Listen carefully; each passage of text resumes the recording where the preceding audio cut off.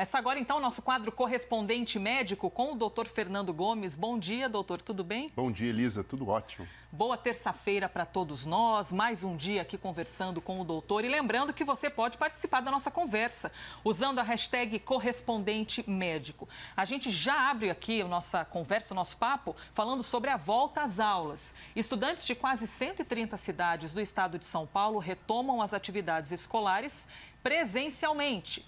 Esse retorno é parcial e não é exatamente para aquela atividade do dia a dia. As atividades que retornam são reforço escolar, atividades extracurriculares, mas que já vão ali ambientando esses alunos. E eu lembro que a capital de São Paulo, do estado, não está dentro dessa lista. Aqui, por enquanto, as aulas não retornam. Doutor, como é que os alunos vão conseguir retomar o conhecimento depois de tanto tempo fora? Aquela sensação de férias em que tem que voltar ativa de novo, mas com a cabeça ali em outro ritmo. Lisa, a gente vai ter um processo agora de adaptação, ou eu diria de readaptação, no qual o mais importante do que o oferecimento do conteúdo da própria matéria é o oferecimento do padrão de comportamento que todos devem adotar para frequentar um ambiente coletivo como a escola. É lógico que nesse momento, isso, a gente querendo ou não, tentando atenuar ou não, vai existir um impacto emocional.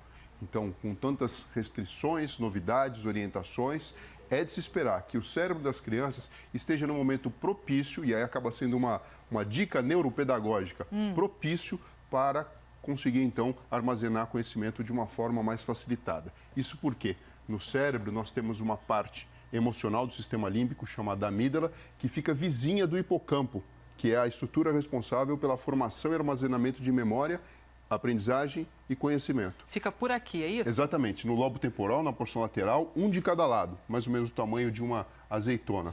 De um lado, do lado direito e do lado esquerdo. Quando eu tenho um processo ou alguma vivência que seja emocionalmente muito relevante, muito forte, a chance dessa informação entrar acoplada no cérebro e ficar armazenada é muito maior. Então, certamente, se a gente pudesse fazer um questionário daqui uns 5 anos, 10 anos, com essas crianças que estão voltando para a escola, elas vão lembrar de um período ou de uma fase diferente, talvez muito rica do ponto de vista emocional, e a matéria que foi ensinada durante esse período, ela tem uma chance maior de ficar cristalizada no cérebro de uma forma mais fácil.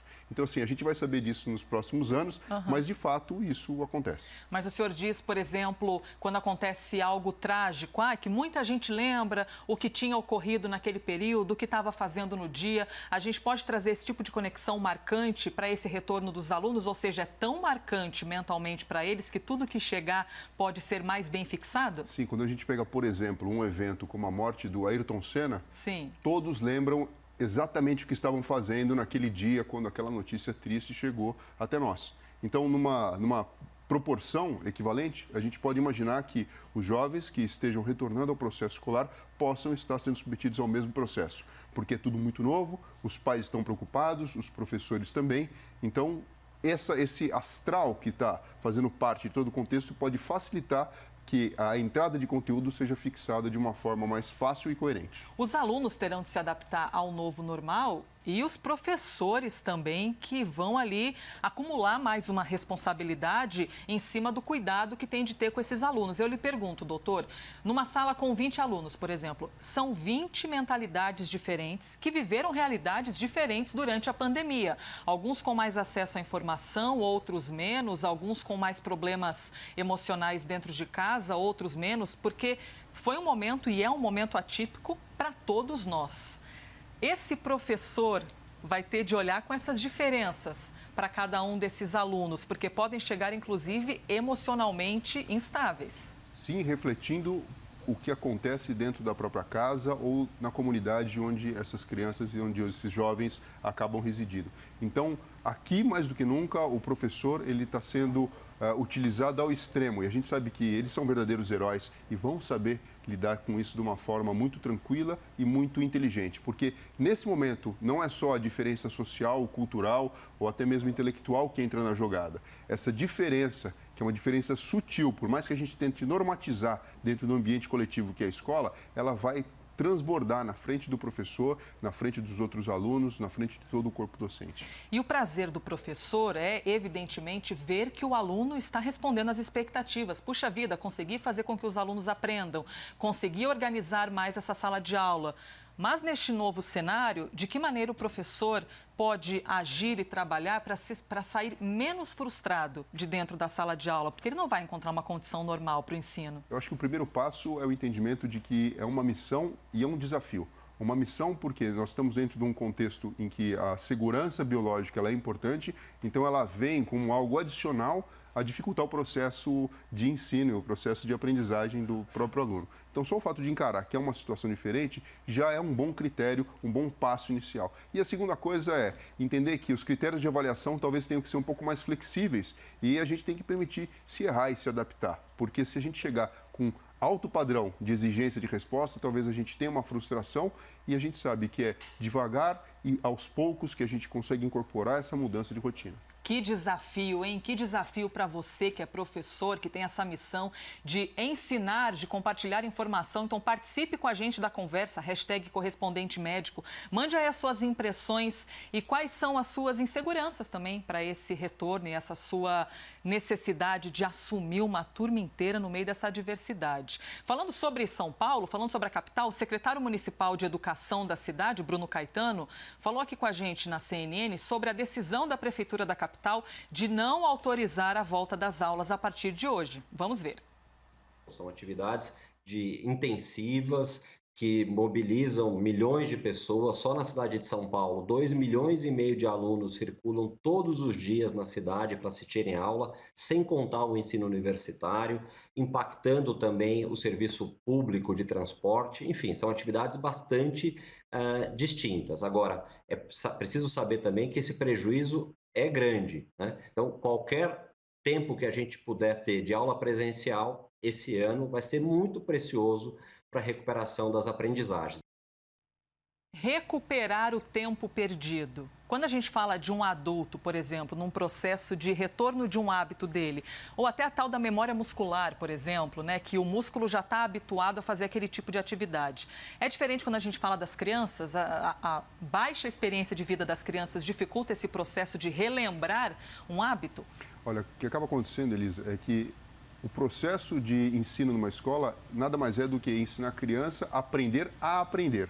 Quando você faz isso, o que acontece? Você pode mudar as matérias, mudar o foco de interesse, mas o processo de fixação mental acaba sendo muito semelhante. Então, se você pega crianças numa idade mais jovem, que ainda não aprenderam esse processo de aprender a aprender, talvez exista um impacto diferente. Quem já passou por esse processo, talvez passe por alguns momentos em que, como a resposta muscular, você muito bem disse, ela ainda existe e existe essa memória, pode ser que ela recupere de uma forma mais fácil. Então, assim, é um cenário realmente desafiador, é algo que a gente está dependendo muito do próprio comportamento e da atitude dos professores e eu acho que da própria sociedade, né? Entendendo que nós temos que nos preocupar com o vírus, mas a gente sabe que existe uma preocupação lá na frente e a educação acaba sendo fundamental. E aqui no estado de São Paulo, são quase 130 cidades, multiplicado aí a várias escolas e várias famílias que estão com esse sentimento. Então, muitos pais pensando, puxa vida, será que eu deixo ir?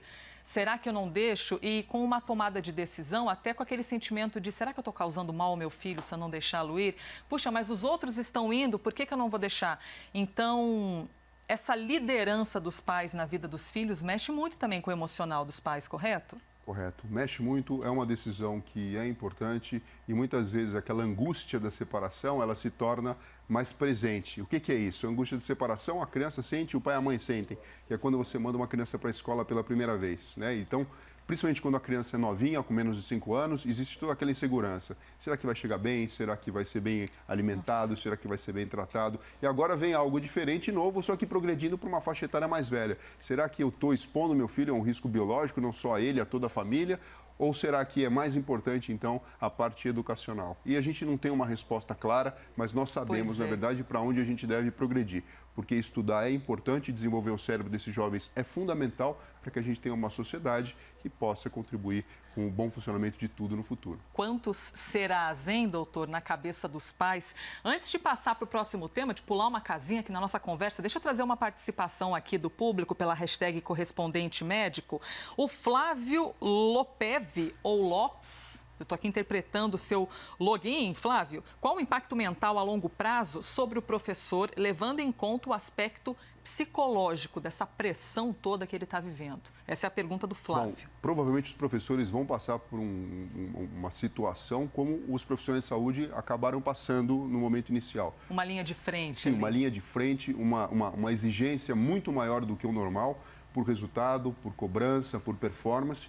E, obviamente, abre uma janela aí para problemas de ordem de saúde mental. Então, ansiedade, depressão, baixa estima, síndrome de burnout, por esgotamento mental, para os professores que se dedicarem demais à causa, que obviamente vão fazer isso, né? Mas só da gente entender que existe uma expectativa muito grande da sociedade em relação a toda a classe de professores, mais do que nunca, a gente sabe da importância, e, por outro lado, a realidade que é desafiadora e pode, na verdade, colocar essas pessoas numa situação a mais de estresse e de desafio contínuo. Participe da nossa conversa, hashtag correspondente médico. Agora eu chamo aqui o nosso próximo tema. A empresa chinesa responsável pela Coronavac, que está sendo desenvolvida em parceria com o Instituto Butantan de São Paulo, divulgou resultados preliminares que atestam a segurança da vacina, mas que apontam o seguinte: uma melhor resposta em jovens do que em idosos. Doutor, por que ocorre isso, essa diferença? Ainda mais levando em conta que a gente está falando dos idosos que fazem parte do principal grupo de risco da doença. A gente tem que imaginar o seguinte, Elisa.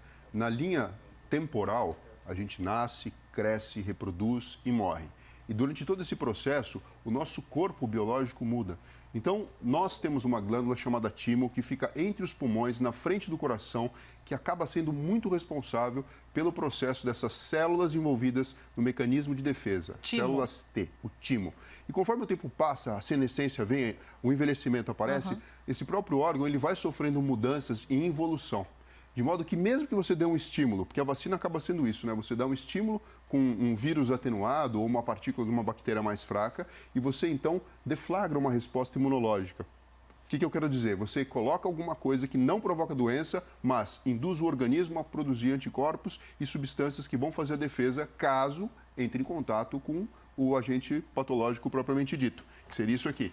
Primeiro você coloca vírus ou bactérias mortas ou sequência de material genético que vai induzir uma resposta imunológica. A pessoa entra em contato novamente com o vírus quando, por exemplo, estiver exposta ao coronavírus propriamente dito, e o anticorpo que foi produzido por conta do estímulo da vacina, ele gruda nesse micro-organismo que está invadindo no coronavírus e não deixa que a doença venha acontecer. Mas, como no processo de envelhecimento, o próprio timo, que essa glândula sofre alterações, é de se esperar, do ponto de vista biológico, que as pessoas com mais idade tenham uma resposta imunológica pior em relação às pessoas mais jovens. Então, assim, esse dado, ele, assim, no mínimo, ele seria mais ou menos esperado. O que causa preocupação é que justamente a faixa etária da terceira idade e com comorbidades acaba sendo mais acometida. Então, isso faz com que a gente fique relativamente preocupado. É possível que nós vejamos no futuro os idosos recebendo, por exemplo, 2 doses da vacina, enquanto os jovens recebem uma? Por exemplo, no caso do sarampo, a última grande campanha, aliás, algumas das últimas, as campanhas puseram os bebês e as crianças muito novas para receberem 2 doses, já que eles fazem parte do grupo de risco, mais do que os idosos. Então, quem tem mais de 60 anos, havia ali aquela alternativa de receber ou não a vacina. A gente pode trazer esse comparativo, doutor? A gente pensando na imunomodulação, que é o nome disso, né? Então, se eu preciso dar um estímulo maior ou mais demorado para uma pessoa que tem uma idade mais avançada para ter a mesma resposta, eu posso utilizar essa forma de atuação. Por exemplo, oferecendo mais doses de vacina ou, então, alguma coisa mais concentrada. Ou levando em consideração, por exemplo, aquele dado que a gente já sabe. Talvez, nessa pessoa com mais idade, eu precise pensar que a imunomodulação com corticoide, por exemplo, ela seja extremamente importante em relação à pessoa mais jovem ou até mesmo a criança. Uma dúvida aqui que às vezes fica na cabeça de muita gente. A pessoa tomar a vacina não significa que ela nunca mais vá pegar a Covid-19. Só significa que se pegar não vai ser tão forte o efeito, é isso? O sonho de consumo é que a pessoa vacinada, ela se tiver contato com o vírus, não apresente a doença de forma nenhuma. Agora, existe uma miríade, uma grande gama de respostas possíveis, e uma delas talvez seja essa. Se a doença manifesta, ela manifesta de uma forma muito mais branda do que poderia se manifestar se não houvesse o contato inicial com partes do próprio vírus. Ainda dentro deste assunto, o infectologista e pesquisador da Fiocruz, Júlio Croda, em entrevista aqui para a CNN Brasil, explicou que essa baixa resposta em idosos pode ocorrer com qualquer tipo de vacina. Vamos ver.